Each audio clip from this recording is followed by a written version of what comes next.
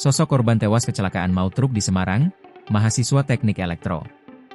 Kecelakaan lalu lintas tragis terjadi di Jalan Dr. Wahidin, tepatnya di Simpang Pasar Kambing, Kota Semarang, Kamis, 8 Mei 2025, sekitar pukul 19.30 waktu Indonesia Barat. Peristiwa ini melibatkan sebuah truk Hino warna hijau tahun 2016 dan sepeda motor Honda Beat hitam yang dikendarai mahasiswa. Akibat kecelakaan ini, satu orang meninggal dunia dan dua lainnya mengalami luka-luka. Korban meninggal diketahui bernama Fazgian Dwi Junianto, mahasiswa Teknik Elektro Politeknik Negeri Semarang, Polines, warga Tlogosari Kulon, Kota Semarang.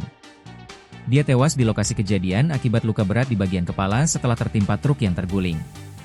Kasubnit Gakum Satlantas Polrestabes Semarang, Ibtu Novitarinto menjelaskan, kecelakaan bermula saat truk yang dikemudikan Lukman, 34, warga Kabupaten Lebak, Banten, melaju dari arah Dr. Wahidin menuju MT Haryono.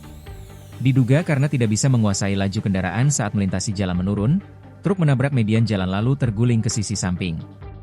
Nahasnya, di samping truk tersebut melaju sepeda motor yang dikendarai korban. Truk terguling dan menimpa sepeda motor tersebut, jelasnya saat dikonfirmasi, Jumat, 9 Mei 2025.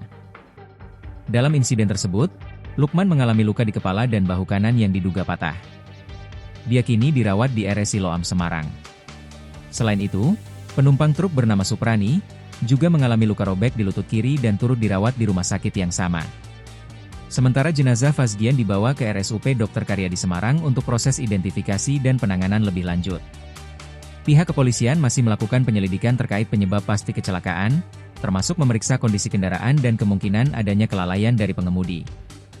Download Tribun X sekarang, menghadirkan lokal menjadi Indonesia.